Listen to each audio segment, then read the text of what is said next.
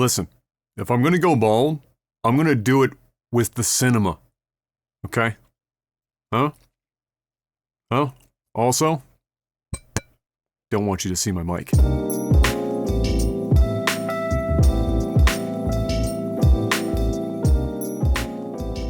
Alright, listen up. It's late-ish o'clock. I've been upstairs, glued to my phone, watching questionable YouTube shorts for an indeterminate amount of time. I'll let you decide how long it's been. But I was thinking, hey, maybe I should actually do a video. Something productive with my time, and surely this is productive. I thought about this the other day, to be honest, as far as this video concept is concerned. Why am I holding my glasses like I'm talking to you like like some tenured professor? I don't know, I'm gonna run with it. Maybe I just don't want to see myself. Huh! I had this thought for this video the other day. I was thinking about this when I was playing, or had just finished playing, Final Fantasy 16, which the review for the way is up, or for the way, by the way, even, is up on the Critical Hit YouTube channel. I was just thinking about this as I was playing the end of it, and, it had come up in discussions while I was playing it or live streaming it at the time. And then I started to see it pop up in my socials, on my feeds, where people were having this discussion around, is Final Fantasy 16 too easy? ? And I was thinking, maybe I should do a video on that. Because maybe somebody will give a shit about what I think about the topic. But truth be told, I don't know if it matters all that much, but we're going to talk about it here. I think if we're being honest with ourselves, I mean, other than the fact that the internet isn't a real place and everyone likes to just get upset about everything, the whole concept of video game difficulty as a subject has gotten more and more common, let's say, in the last few years. And I think some of this came up specifically around the time where Maximilian Dude was had a clip of his went up where he was talking about how it was too easy, and I don't know if his clip talked about it, but there is technically a more difficult mode or difficulty in the game. It's just that you have to unlock it after having already completed the game. And so the discussion was a little bit of, is the game too easy? Why didn't they allow you to pick the more difficult difficulty right off the rip, etc., etc. But it is definitely a discussion that has become more and more common in the last few years. And so I think it's actually important to just think about, why is everyone talking about video game difficulty? Is it because every single game that's being put out now is supposedly hand-holding absolutely everyone through everything? If you don't do anything for a while, the game starts screaming at you, trying to get you to understand the rudimentary concepts of whatever puzzle they've placed in front of you, or whatever else. Or is it just because let's not say the general populace, but the online populace of gamers has evolved? That's a scary thought. In which direction do all us degenerates evolve in? And I think it's more of the latter than anything, to be honest with you. I've been around the block a few times, and I can remember when Dark Souls first started to take off as a game in the content creator space. Demon Souls, the game that came first, that it didn't really get anywhere near as much traction as Dark Souls did. Eventually people went back afterwards, but the entry point into it was mostly through Dark Souls, as far as the series is concerned. And certainly it was Dark Souls that then precipitated all of what we've had set before us over the last several years. And it was kind of weird to watch, because I remember playing it on the 360 originally, before I even really live streamed at the time. It wasn't too long before I started, but that was the case. I did play it before, and I'd gotten like halfway through the game, and I had just put it down for no other reason than I think I'd moved on to some other game. I can't remember what that was, but that wasn't uncommon of me. My Steam library is still testament to that. But then out of nowhere, in the relatively early goings on of me having started to do live streams on Justin TV and eventually Twitch TV, more and more people were playing Dark Souls because there were whispers of this being the hardest game ever made. And in the world of content creation, if you can do something in which other people know that you're doing something difficult and you're going to, be killed over and over and over again, that's kind of entertaining. And so it was. And a lot of people did very well live streaming and doing content for Dark Souls.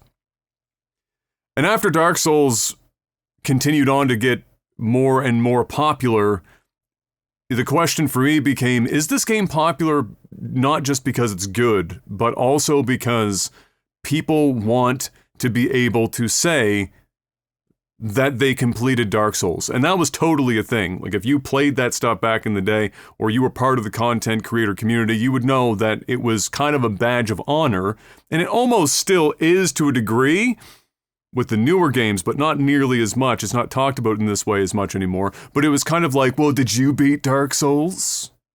How many times did you die at Ornstein and Smo? Etc., etc. And I think that was kind of the genesis point for where we are now with this whole discussion with Final Fantasy XVI, as maybe weird of a path as that is to try and draw point A to point B. But I think that's what's kind of led up to this point.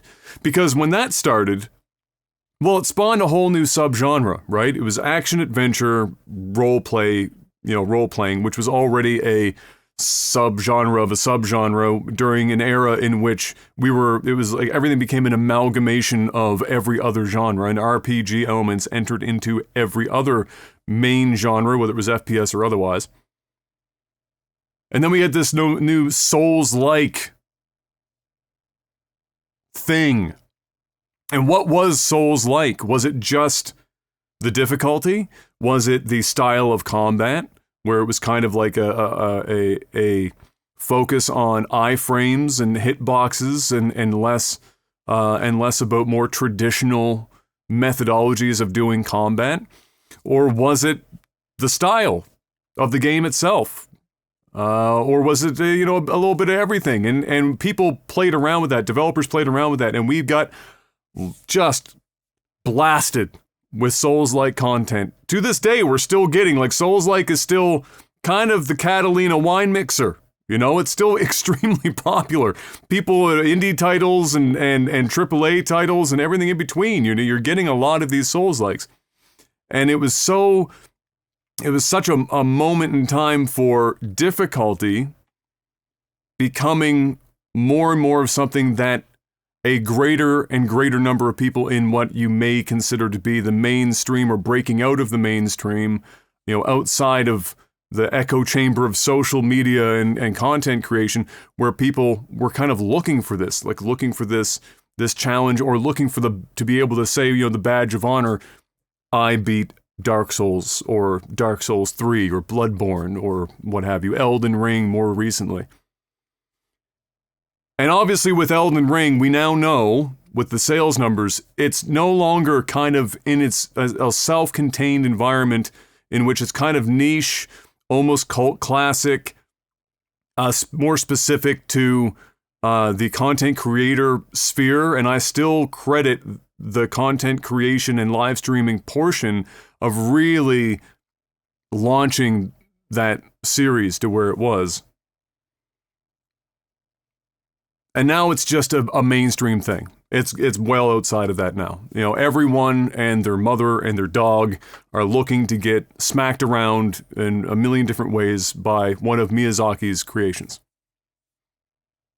And so with that, the discussion of difficulty became much more prevalent. And before we got to the Final Fantasy XVI discussion, it was also about accessibility. People got so focused on something being extremely hard so that they can say that they did the thing that somebody else did not, that just the thought of a Dark Souls game including accessibility options for people who needed some form of accessibility option to be able to enjoy the game became a problem.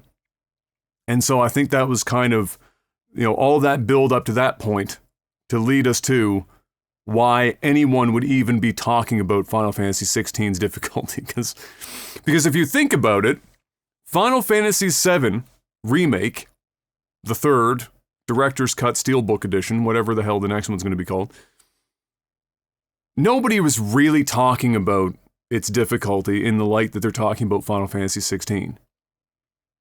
And it's having beaten both and even Intergrade, they're not really, there's slightly different combat systems, but the difficulty level is not really any different. They're basically the same.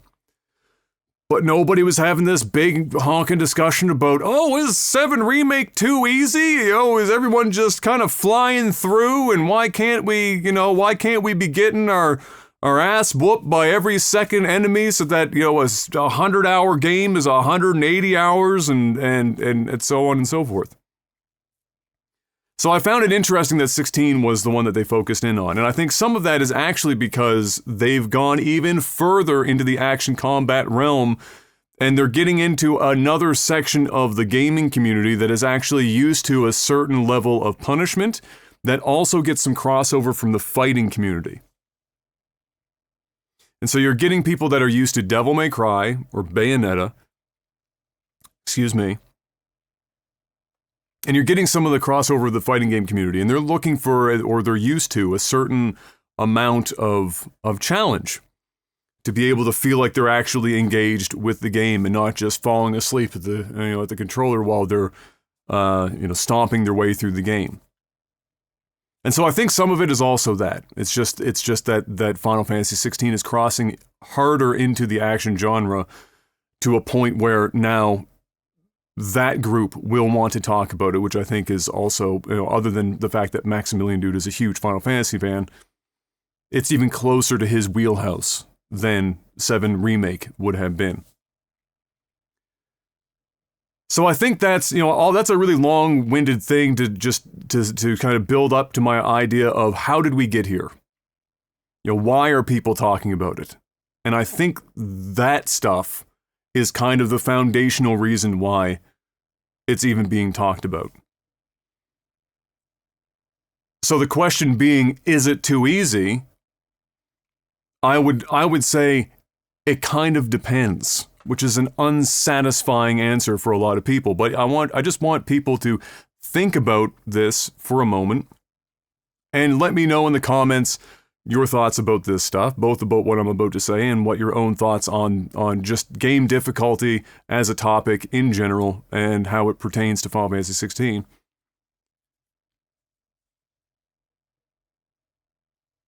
But I think it depends. And I think it depends on a couple of things. I think it depends from a developer perspective what your actual goals are.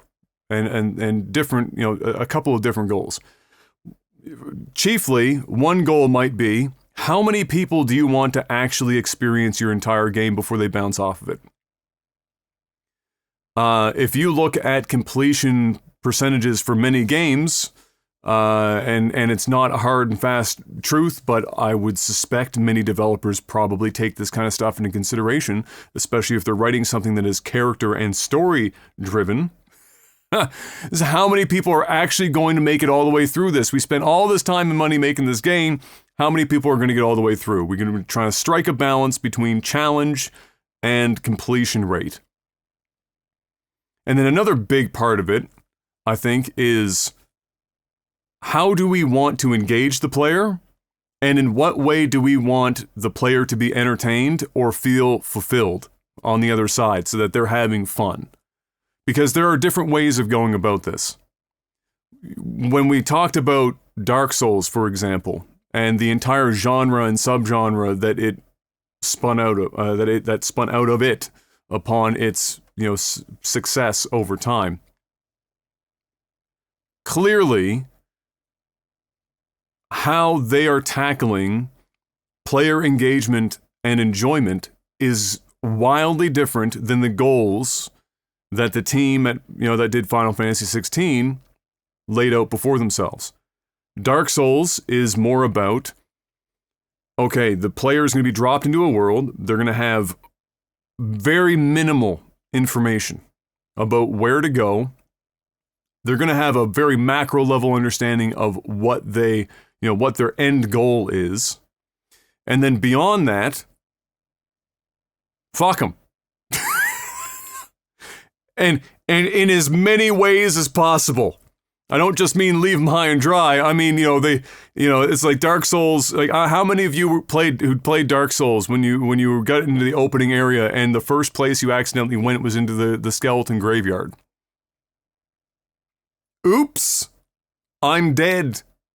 Several thousand times over until you finally decide that maybe that's not the direction I'm supposed to take, and you go the other way.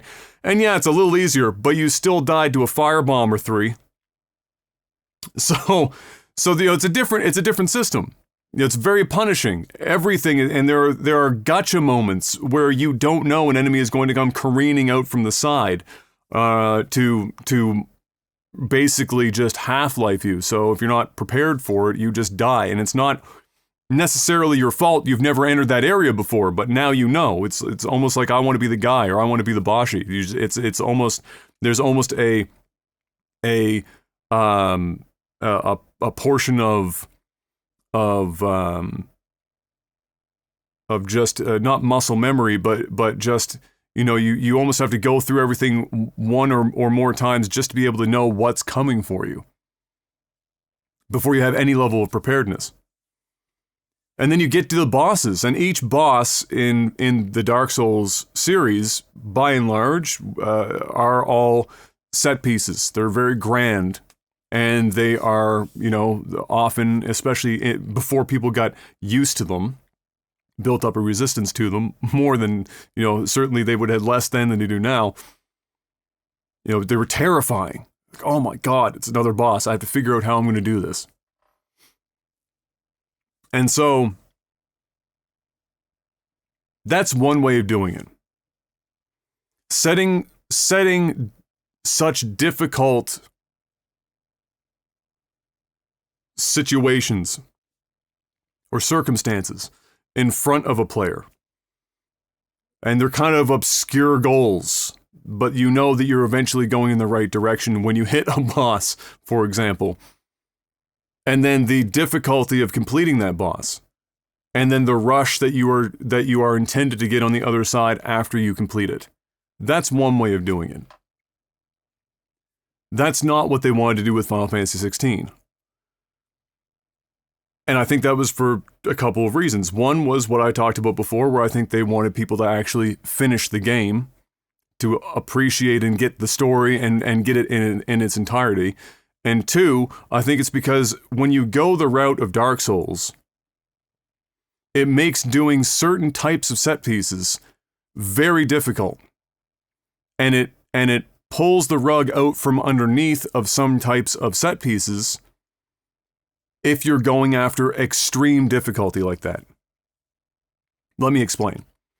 So, if you've played Final Fantasy 16 or have seen Final Fantasy 16, when you do get to a boss proper, or even more specifically an icon battle, Ifrit versus insert whatever, like let's say Titan, and that kind of set piece begins.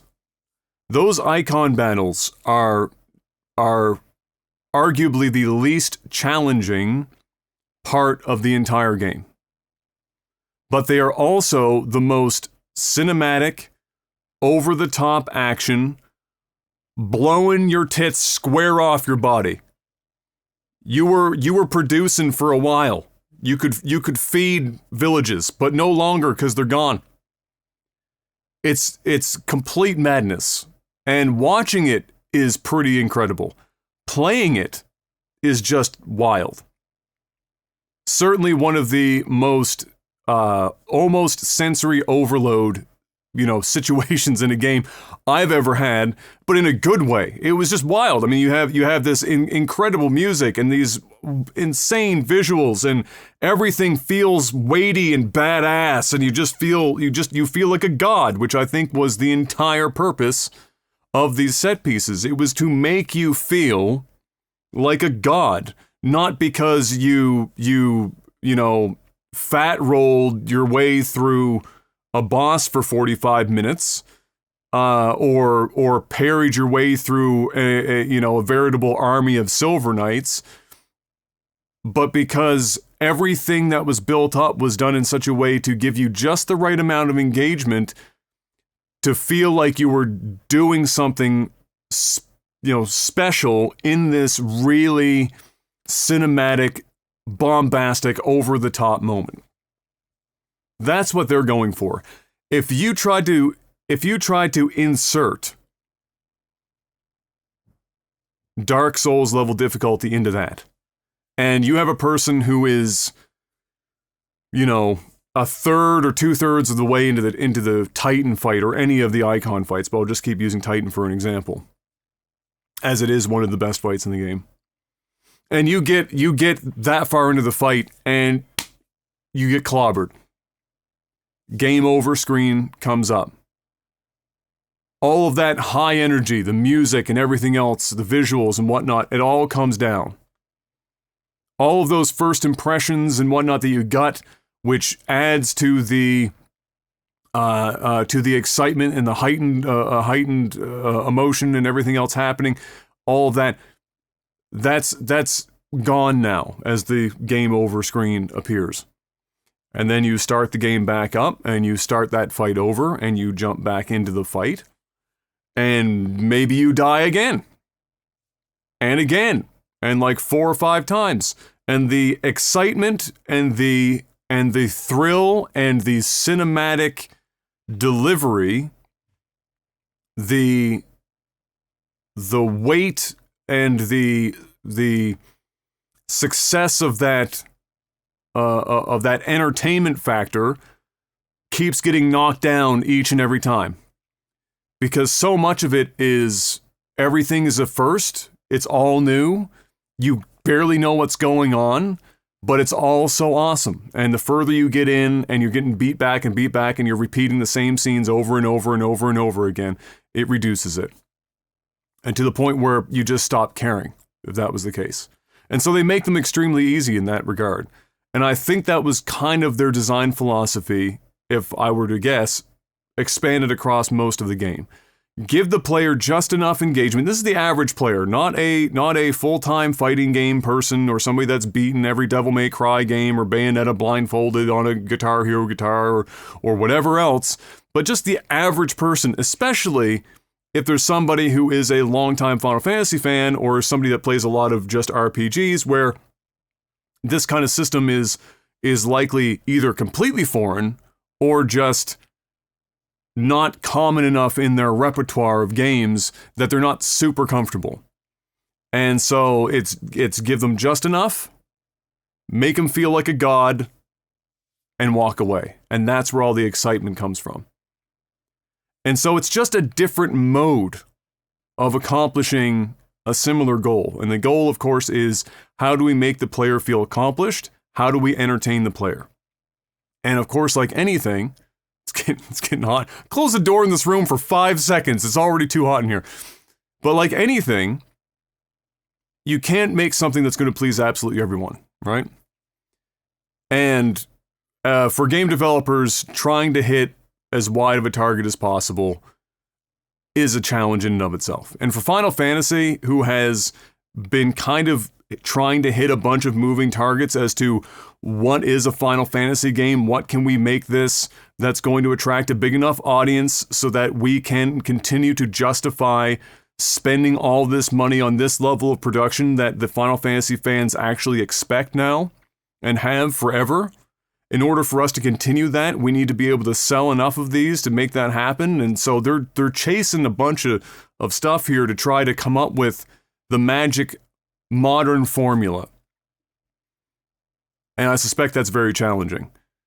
But I think above all, the goal was get as many people invested in the story as possible, get as many people able to finish the game as possible, but make it as engaging as it can be to still make it so that the average player, not the top 10, top 15% that are, you know, just degenerate neckbeards like myself, just, you know, worry about the 85+% below that can play the game, feel accomplished, and enjoy themselves and complete the story.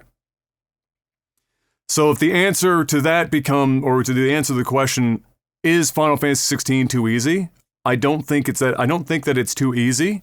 I think that it's just accomplishing the same goal as more difficult games in a different way. And if you apply difficulty to it in a way that some people are talking about Final Fantasy 16's difficulty, then I think it creates more problems for the developer that they were trying to avoid in the first place. And in fairness, and I will say this, there is, of course, as I mentioned before, a difficulty that's above normal that you unlock after completing the game. Do I think that should have been available from the get-go? I would say yes. I think it makes sense. But I think they were very gun-shy about how many people would pick that difficulty and then bounce off the game. And so they probably thought to themselves, well, if they get through the game and it's easy, but they get to New Game Plus and they want more challenge, we'll put it there. That's probably all it was. I don't think it was anything crazier than that. And truth be told, I got to be honest, for those who are you know, saying that they would have preferred that to be there, and again, I agree. Even the difficulty mode that comes at the end of that for New Game Plus is not that difficult.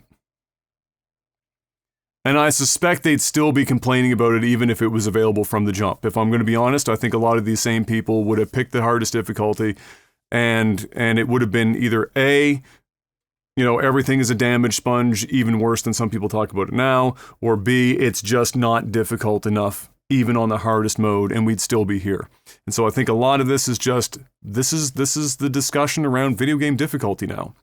And at the end of the day, it's people comparing, you know, things to Final Fantasy that A, Final Fantasy has never been, or B, this new action combat system is drawing in people that are used to certain things that they aren't providing because they're also still pandering to or playing to largely a group of RPG enjoyers, if you will. That's kind of it. I think this video went a lot longer than I had intentionally planned. I wasn't sure if I was going to try to do this all in one cut. There might be one cut in it somewhere. I actually don't know. But that's it. That's kind of my piece. I probably have more if I thought about it for more than 5 minutes, but if I waited another 5 minutes, I'd probably pass out. It's getting awful hot in here. So let me know your thoughts in the comment section below. I'd love to hear them. Hopefully you enjoyed this very long monologue. And now I'll put my glasses on. Yep. Still me. Thank you for watching if you made it this far. Until I see you guys in the next one, stay safe out there, have fun, and peace!